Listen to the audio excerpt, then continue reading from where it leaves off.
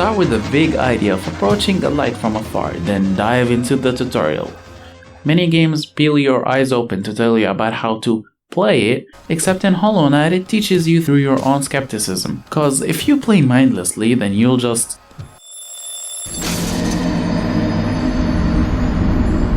My first ever instinct playing after seeing my character pointing to the right was head left to assert dominance. You see, a common theme of being a gamer is to play a game the wrong way, then complain that it's being broken. And over there I found my first money ever, as well as my first obstacle.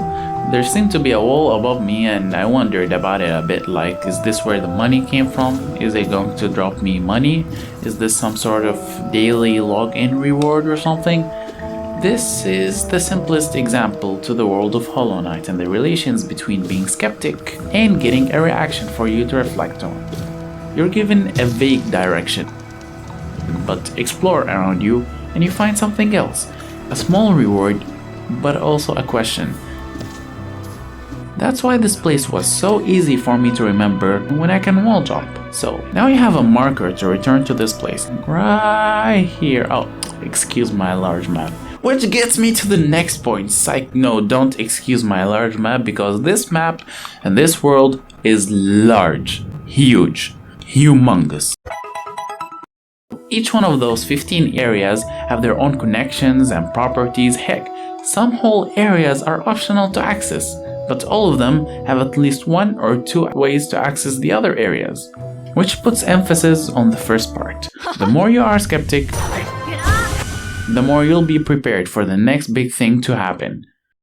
Skepticism gives you a reaction to reflect on.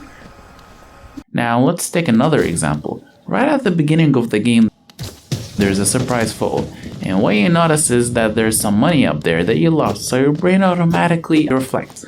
Some walls and ceilings and floors can be broken, and the next time you fall, hold left. There will be a way out, there will be a bonus, something like that.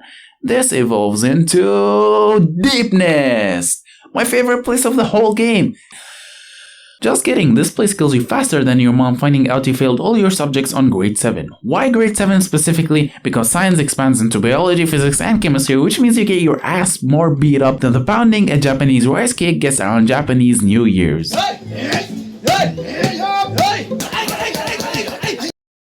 One way for entering deepness is through a surprise fall, and by the time that came to me, I panicked. I remembered what happened earlier and reacted by holding left. To no surprise, there was a shortcut to come back, and boy oh boy.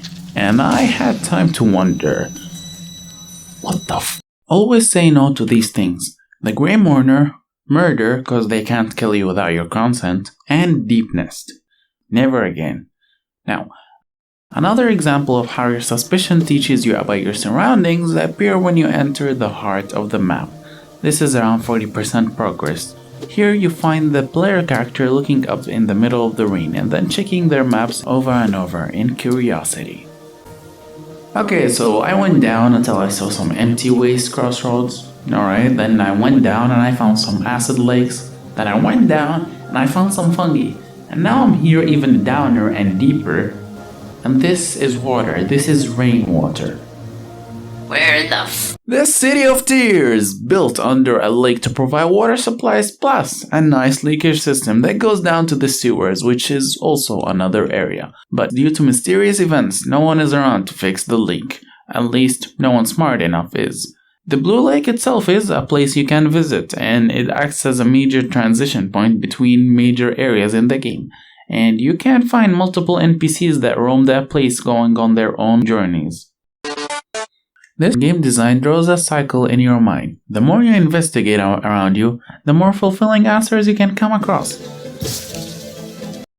Even in terms of combat, this helps you put your unconscious info about your surroundings and characters into a good use. Most boss attacks you've seen before, but they are buffed and more threatening and a little bit different. Noticeable in how you mess up the most basic of bosses in the beginning because you're still observing, getting used to it, only to take on hordes of enemies using your experience at the end.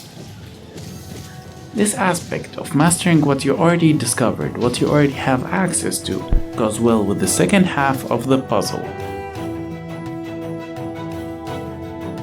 Wow, thanks for making it this far. This video has been planned for like 4 months, but has been delayed because of studies and accidents and a lot of other things that have been happening in the background. If you want more content like this, then subscribe to let YouTube know and smash that like button if you think this video has accomplished any of these goals. That's all from me for today, and I'll see ya.